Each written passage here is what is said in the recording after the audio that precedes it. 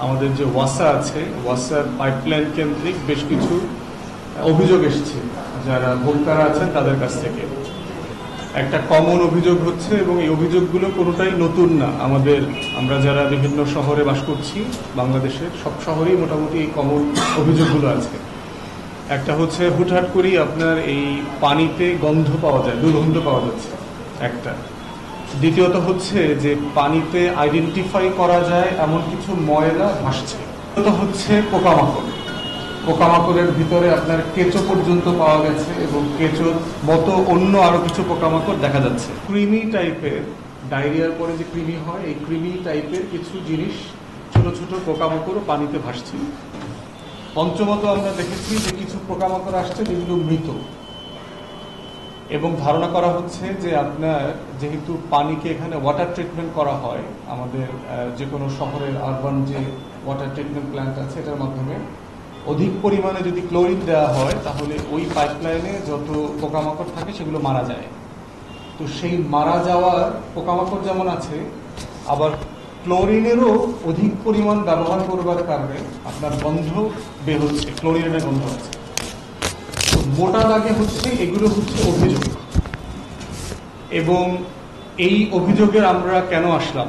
গত 16 বছরের ফ্যাসিবাদী আমলে আমরা দেখতে পেয়েছি যে বাংলাদেশে প্রকৌশলী তাকসিম নামে এক ভদ্রলোক এখানে দায়িত্বে ছিলেন ওয়াসা। 2009 সালে আওয়ামী লীগ ক্ষমতায় আসার পরে তাকে এখানে এমডি হিসাবে নিয়োগ দেওয়া হয়, এবং দফায় দফায় বাংলাদেশের ইতিহাসে কাউকে চুক্তি বাড়িয়ে বাড়িয়ে এত লম্বা সময় কোনো স্বায়ত্তশাসিত প্রতিষ্ঠানের দায়িত্ব দেওয়া হয় নাই। সর্বশেষ আমরা দেখেছি 2023 সালে তাকসিমের মেয়াদ এমডি হিসাবে আরো 3 বছর বাড়ানো হয়েছে। আপনারা দেখেছেন যে উনি আমেরিকান নাগরিক, ছেলে মেয়ে পরিবার সবাই ওখানে থাকেন, এবং বছরের 3 মাস 4 মাস 6 মাস উনি দেশে থাকতেন না। করোনার পুরো সময়টা ওনার ব্যাপারে অভিযোগ ছিল যে উনি বাংলাদেশে ছিলেন না, উনি আমেরিকাতে ছিলেন। এবং দুদক ইতিমধ্যে তদন্ত করে ওনার বিরুদ্ধে মামলা করেছে, এবং টোটাল যে গভর্নিং বডি ছিল ওনার ম্যানেজমেন্টে আরো 10 জনকে এই মামলার আসামি করা হয়েছে। অভিযোগ করা হয়েছে যে ন্যূনতম 5,000 কোটি টাকা লুটপাট করেছে তাকসিম এবং তার সময়কার যে সিন্ডিকেট ছিল। ওয়াসাতে যারা দেশপ্রেমিক, সৎ, ভালো পেশাদার ইঞ্জিনিয়ার ছিলেন, কর্মকর্তারা ছিলেন, তারা যারাই তার বিরুদ্ধে এগুলো কথা বলবার চেষ্টা করা হয়েছে, মিনিস্ট্রিতে অভিযোগ করবার চেষ্টা করা হয়েছে, উনি তাদের সকলের কেরিয়ার খেয়ে ফেলছেন এবং জীবন অসহনীয় করে ফেলেছেন। অনেকের 24 ঘন্টার নোটিশে চাকরিচ্যুত করেছেন এবং পেনশনটা পর্যন্ত দেননি। তো সেই বাস্তবতায় আমরা দেখেছি গত 16 বছরে আপনার প্রায় 25,000 কোটি টাকার বিভিন্ন প্রকল্প হাতে নেওয়া হয়েছিল আওয়ামী আমলে। সেই প্রকল্পগুলো আসলে কি হয়েছে? আপনারা জানেন যে ড্যামরা শ্যামপুরের এখানে একটা সুয়ারেজ প্ল্যান, ট্রিটমেন্ট প্ল্যান করা হয়েছে, চায়না সেখানে ইনভেস্ট করেছে। এই হাজার হাজার কোটি টাকার সিম্পলি কোনো হিসেব নিকেশ নাই। তাহলে অবভিয়াস কোশ্চেন হচ্ছে যে আজকে ভোক্তারা যেখানে এসে যে অভিযোগগুলো করছেন, এটা হিস্টোরিক্যাল রিয়েলিটিটা কোথায়, এটা শুরুটা কোথায় হয়েছে এবং কেন হচ্ছে? রাষ্ট্রের ট্যাক্স পেয়ারদের এত টাকা এত বছর ধরে খরচ করবার পরেও কেন এই সিম্পল ন্যূনতম অধিকার আমার দেশের নাগরিকরা পাচ্ছে না? ন্যূনতম বিষয়, একজন নাগরিক তার পানি খাওয়ার অধিকারটা হচ্ছে একটা ফান্ডামেন্টাল রাইটস। আমাদের কনস্টিটিউশনে খাবারের কথা বলা আছে, খাদ্যের কথা বলা আছে, এবং এই খাদ্যের ভিতরে সলিড, লিকুইড সব ধরনের খাবার পড়ে। অতএব সেই বাস্তবতা আজকে সকালেও একজন সাংবাদিক ভাই উনি আমাকে পাঠিয়েছেন যে ভোক্তারা ওনাদেরকে পাঠিয়েছেন টেলিভিশন চ্যানেলে যে খাবারের পানির মধ্যে আপনার কিভাবে জোক পাওয়া যাচ্ছে, বিভিন্ন পোকামাকড় পাওয়া যাচ্ছে সেগুলো নিয়ে। এবং একটা টিউবওয়েল, মসজিদের একটা টিউবওয়েল দিয়ে পুরো এলাকাবাসী, হাজার হাজার লাখ লাখ এলাকাবাসী একটা টিউবওয়েলের পানি ব্যবহার করছেন। তাহলে ওয়াসাকে এখন আসলে কি করা দরকার? এবং আমরা যারা নাগরিক আকারে ভোক্তাদের জীবন মানকে সহনীয় করতে চাচ্ছি, যাদের আমাদের লড়াইটা হচ্ছে সেবা এবং সমস্যা সমাধানের রাজনীতি, ঠিক সেই জায়গা থেকে আজকে আপনাদের মাধ্যমে আমরা দেশবাসীকে, ঢাকাবাসীকে, নগরবাসীকে বিভিন্ন এলাকাতে জানাতে চাচ্ছি যে আসলে এবি পার্টি কি বোধ করছে, কি করণীয় আছে। তো এই বিষয়ে আমাদের ফাইনাল প্রস্তাবনা তুলে ধরবার জন্য অনুরোধ করছি আমার বাংলাদেশ পার্টির যুগ্ম সাধারণ সম্পাদক এবং আন্তর্জাতিক বিষয়ক সম্পাদকের দায়িত্ব পালন করছেন ব্যারিস্টার নাসরিন সুলতানা মিরি। আমরা আহ্বান করছি শর্ট টার্মে অ্যাকশন নিয়ে যেখানে পানি যেই যেই জায়গায় লাইনগুলো সাবমার্জ হয়ে গেছে অথবা একসাথে হয়ে গিয়েছে সুয়ারেজ এবং পানির লাইন, সেই জায়গাগুলো আইডেন্টিফাই করে আলাদা করে পানির লাইনগুলোকে ওয়াশ করে সুপেয় পানি প্রদান করা হোক। সবাই যেন আপাতত এবং পোকামাকড় যেটা আছে এই জায়গাটাকেও অ্যাড্রেস করা হোক। এটা হলো শর্ট টার্মে অ্যাড্রেস, আমরা চাচ্ছি যে এখনই এটাকে যেন ঠিক করা হয়। এবং লং টার্ম পদক্ষেপ হিসেবে আমরা চাই যে ভালো ফিল্টার প্রযুক্তি, কারণ আমাদের বাংলাদেশ তো একমাত্র দেশ না যারা হলো সাপ্লাই চেইনে পানি খায়, তাই না? আপনার কলকাতাতে কখনো দেখবেন না, আমি এখন পর্যন্ত কখনো আমার মনে হয় না কখনো আমি খবর দেখেছি যে কলকাতাতেও পানিতে পোকা অথবা পানিতে প্রবলেম পাওয়া গেছে। যদি ওরা করতে পারে আমরা কেন করতে পারবো না? প্রযুক্তি অ্যাভেলেবেল আছে, সেই প্রযুক্তি ব্যবহার করে লং টার্মে ফিল্টার প্রযুক্তি ব্যবহার করে সুপেয় পানি সাপ্লাই করা, ভালো সাপ্লাই চেইন মেনটেন করা। এইটা ইঞ্জিনিয়ার এবং টেকনিক্যাল টিম একটা গঠন করে প্রত্যেকটা এলাকা ভিত্তিক আলাদা আলাদা করে ভালো সাপ্লাই চেইন মেনটেন করতে হবে। যেগুলো পুরনো হয়ে গেছে লাইন সেগুলো রিপ্লেস করতে হবে, অবৈধ লাইনগুলোকে চিহ্নিত করে বন্ধ করতে হবে এবং সিটি কর্পোরেশনের সাথে প্রত্যেকটা সেন্টার যারা তিতাস বলেন, ডেসা বলেন, ওয়াসা বলেন, তারা লিয়াজো করে এই যে আপনারা যে খোঁড়াখুড়ি সেগুলি করা, যেন অপরিকল্পিত খোঁড়াখুড়ির কারণে এই একই প্রবলেম প্রত্যেক বছর ঘুরে ঘুরে না আসে। প্রতি বছর এই সময়টাতে যখন বৃষ্টির সিজন শুরু হয় আমরা দেখতে পাই যে ওয়াসার পানিতে কোনো কোনো এলাকায়, যেটা আমাদের সাধারণ সম্পাদক বললেন, যে কেঁচো অথবা কেঁচো সদৃশ্য পোকা, দুর্গন্ধ, পানিতে আপনি যখন পানি স্যাম্পল কালেক্ট করবেন এটার ভিতরে ইকোলাইয়ের জীবাণু এবং এরকম বিভিন্ন প্রাদুর্ভাব দেখা যায়। এটা আমি আপনাদেরকে, আমার কাছে স্যাম্পল আছে, আমরা যদি গুগল করি প্রত্যেক বছর 2017, 18, 19, 20, 21, 22 একই খবর, একই নিউজ হেডলাইন, ওয়াসার পানি দূষিত কেন? মানে এইটা নিয়ে বারবার কথা বলা হচ্ছে, বারবার আমরা জবাবদিহিতার আন্ডারে আনতে চাচ্ছি, সব অনেক প্রোগ্রাম করা হচ্ছে। এমনকি 2019 সালে একটা রিট করা হয় একজন আইনজীবীর মাধ্যমে, সেখানে হাইকোর্টের একটা বেঞ্চ জানতে চায় 7 দিনের মধ্যে যে ওয়াসার পানি কেন আপনার জীবাণু ক্যারি করবে এবং এটা সুপেয় হবে না কেন। কিন্তু আনফর্চুনেটলি এখনো 7 বছরেও আমরা এখনো জানতে পারি নাই যে আমাদের নাগরিক হিসেবে আমরা মিনিমাম যেটা যে সুপেয় পানি সাপ্লাই আমরা পাবো সেই জায়গাটাকে আমরা এখন পর্যন্ত কনফার্ম করতে পারি নাই। স্বাধীনতার 54 বছরে আমরা শুধু উন্নয়ন এবং স্মার্ট বাংলাদেশের ডামাডোল শুনতে পাই চারদিকে, কিন্তু একটা নাগরিকদের জন্য সুপেয় সাপ্লাই চেইন স্টাবলিশ করতে না পারা, এটা আমাদের একটা সামগ্রিক ব্যর্থতা।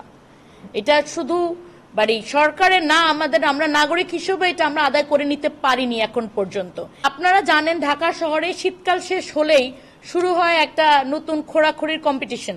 এখানে রাস্তা খোঁড়া হয়, ওখানে রাস্তা খোঁড়া হয়, এবং এই অপরিকল্পিত খোঁড়াখুড়ি যেখানে আপনার ওয়াসা, ডেসা এবং তিতাস গ্যাস লাইনকে ইনফর্ম করা না করে করা হয়, যার জীবন যখন ইচ্ছা তখন দেখা যায় যে প্রায় যে আপনার সুয়ারেজ লাইন এবং পানির লাইন যেটা এগুলাকে ফুটো করে ফেলা হয় এবং তখন দুটা পানির লাইন এবং সুয়ারেজ লাইন একসাথে হয়ে যায়। বিশেষ করে আমি একজন ধানমন্ডি 9-এর বাসিন্দা, আমার বাসায় আমি একটা হাই রাইজ বিল্ডিং এ থাকি, ওই বাসায় 100 অধিবাসী আছেন এবং আমাদের ওই রাস্তায় আমরা 7টা বাড়ি কনফার্ম করা হয়েছে যাদের এই কন্টামিনেশনটা হয়েছে। তো 7টা বাড়িতে প্রত্যেকটি হাই রাইজ বিল্ডিং, আপনি যদি 100 জন করে মিনিমাম ধরেন তাহলে 700 নাগরিক গত 10 দিন ধরে জিম্মি হয়ে আছে। আমরা পানি কিনে খাওয়ার পরেও, কারণ আপনি পানি যতই কিনে খান আপনার হাত ধুতে হবে, প্লেট গ্লাস ধুতে হবে, ই কলাই যেটাকে আমরা বলি জীবাণুটা, এটা কিন্তু খুব ডেঞ্জারাস এবং খুব ডেঞ্জারাস টু কন্টেইন। এটা থেকে আপনার ফুড পয়জনিং থেকে শুরু করে হ্যাপাটাইটিস সব ধরনের রোগ হয় এবং আমরা কোনোভাবে এটা কন্টেইন করতে পারছি না। আমরা এত সাবধানতা নেওয়ার পরও, বিশেষ করে আমার অভিজ্ঞতাটা বলি, আমি নিজে, আমার বাচ্চারা গত 7 দিন মোটামুটি বলা যায় হসপিটাল থেকে আসছে এবং যাচ্ছে, এবং একবার করে কন্টামিনেশন বন্ধ হয়, অ্যান্টিবায়োটিক শেষ হয়, আবার কন্টামিনেশন শুরু হয়। তাহলে এই যে আমরা নাগরিক হিসেবে এই যে ভোগান্তিগুলা, আমরা কিন্তু ওয়াসাকে আলাদা করে চিঠি দিয়েছি, ওয়াসাতে গিয়েছি, কথা বলেছি, ওয়াসার ইঞ্জিনিয়ার এসেছে, তারা তখন খোঁড়াখুড়ি করে বের করলো যে আপনার সুয়ারেজ, গন্ধতেই বোঝা যাচ্ছিল সুয়ারেজ লাইন এবং পানি লাইন এক হয়ে গিয়েছে, কিন্তু এখন পর্যন্ত এটা কোথায় এক হয়ে গিয়েছে এটা বের করতে পারে নাই। তো 10 দিন হয়ে যাওয়ার পরে যখন বের করতে পারিনি, তাহলে আমরা কি আশা করতে পারি যে কখন বের করতে পারবে? তো এভাবেই কিন্তু নাগরিক জীবন চলছে। এবং কিছু কিছু এলাকা, যেটা আমাদের সাধারণ সম্পাদক বলল, জুরাইনের মতো এলাকা বছরের পর বছর একটা টিউবওয়েলের উপর ডিপেন্ডেন্ট হয়ে পুরা নগর জীবন চলছে। এটা তো কোনোভাবে এটা তো আপনার মানে আফ্রিকাতে যেখানে পানি পাওয়া যায় না সেখানেও তো এত মানে কষ্টকর জীবন নেই। তাহলে আমরা ঢাকা শহরে এত, আমরা কিন্তু আপনারা যারা ঢাকাতে থাকেন আপনারা জানেন যে আপনার বাড়ির ট্যাক্স থেকে শুরু করে বিভিন্ন প্রকারে কিন্তু আপনার ট্যাক্স, ওয়াসার বিল থেকে শুরু করে আমরা দিয়ে যাচ্ছি, কিন্তু নাগরিক সুবিধার বেলায় আমাদের কিন্তু একদম বলা যায় মোটামুটি জিরোতে আছি আমরা। এই যে ওয়াসার আগের এমডি যেটা বললেন তাকসিম খান, যে উনি বারবার বলতেন যে এইটা হচ্ছে ওটা হচ্ছে, 2018 সালে যখন ওনাকে জিজ্ঞেস করা হয়েছিল যে ওয়াসার পানির এই অবস্থা কেন, উনি তখন পুরোটাই দোষ দিয়েছিলেন যারা ক্লায়েন্ট তাদের উপর, যে বিভিন্ন অবৈধ লাইন আছে, ফুটো করে এই জন্য। কিন্তু ওয়াসার পানিটা যে যখন কালেক্ট করা হয় ফ্রম দ্য সোর্স, যে আপনার যে টাঙ্কি থাকে সেখান থেকে, এবং ওনাকে বলা হয় যে আপনি একটু খেয়ে দেখেন, তখন কিন্তু উনি এটা অস্বীকার করেছেন, কারণ উনি নিজে জানেন যে ওনাদের সাপ্লাইটাই অ্যাকচুয়ালি ভালো না। এগুলো আমরা, ঠিক আছে লাইন খারাপ হতে পারে, তার লাইনটা চেঞ্জ করতে কার দায়িত্ব?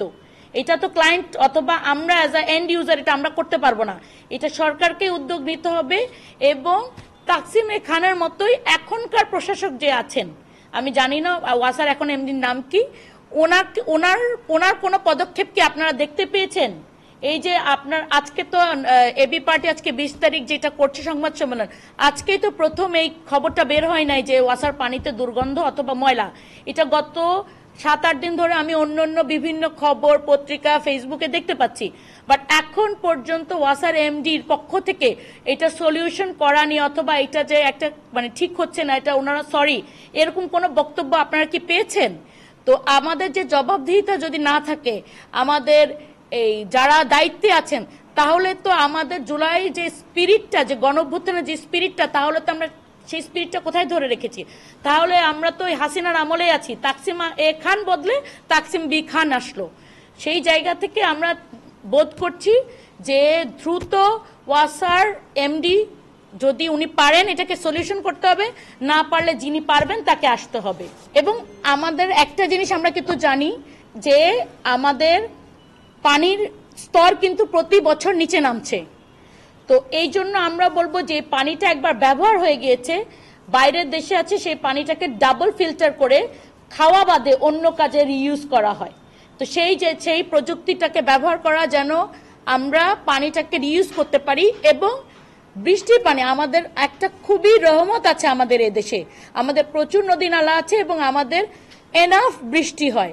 আমরা যদি বুয়েটের সাহায্যে বৃষ্টির পানি ধরে রাখার প্রযুক্তি ব্যবহার করি এলাকা ভিত্তিক, আমার মনে হয় যে পানির যে অনেক সময় আছে যে সাপ্লাইয়ে পানি থাকে না অথবা ভালো পানি থাকে না, এই জায়গাটা থেকে আমরা উত্তরণ পাবো। এবং যখন যে এলাকায় পানি থাকছে না, পানির লাইনে পানি থাকছে না অথবা সুপেয় পানি থাকছে না, সেখানে যেন ওয়াসা ট্যাঙ্ক করে পানি সাপ্লাই করে, এই আহ্বানটাও আমরা করব। ধন্যবাদ। আমাদের এবারে যোগাযোগ উপদেষ্টা ঈদের সময় খুব সুন্দর একটা কথা বলেছে আমরা মন্ত্রণালয় হিসেবে কাজ করি না, আমরা একটা দেশ হিসেবে কাজ করেছি, আমরা সবাই সমন্বয় করেছি, যার কারণে এবার ঈদের যাত্রায় ভোগান্তিটা ছিল খুবই কম এবং যাত্রাটা এত সহজ হয়েছিল যে সব নাগরিকরা এটা অ্যাপ্রিসিয়েট করেছিল। তো ওইটাই আমি বলবো, আমাদেরকে দেশ হিসেবে কাজ করতে হবে, প্রত্যেকটা প্রতিষ্ঠানের সমন্বয় থাকতে হবে।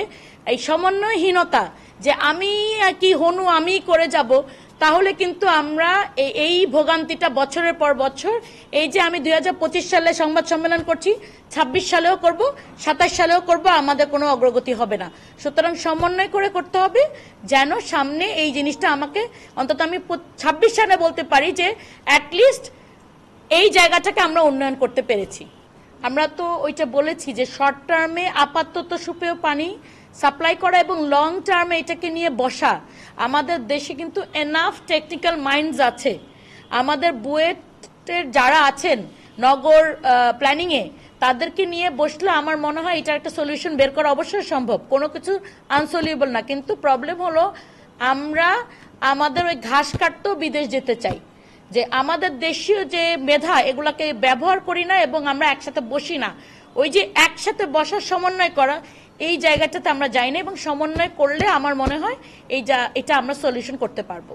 জি, আমি তো বলেছি অলরেডি যে লং টার্মে হলো অবৈধ লাইনগুলা চিহ্নিত করতে হবে, কারণ আপনার এই অবৈধ লাইনগুলা যখন নেয় আপনাকে মনে রাখতে হবে এই অবৈধ লাইনগুলা কিন্তু একটা অবৈধভাবে ফুটো করে নেয়, তখন আপনি ওই লাইনটাকেও কিন্তু ড্যামেজ করে ফেলতেছেন, এবং শুধু ওই অবৈধ লাইনটা যখন যাচ্ছে তাতে ড্যামেজ করতেছেন না, যেটা আপনি বললেন রাজস্ব ফাঁকি দিচ্ছে টাকা, এখানে যে আমার যে ট্যাক্সের টাকাটা এখানে বরাদ্দ হচ্ছে অ্যাকচুয়ালি এই ফিল্ট্রেশন অথবা ভালো পানি সাপ্লাইয়ের কাজে ব্যবহৃত হচ্ছে না, ওদের পকেটস্থ হচ্ছে।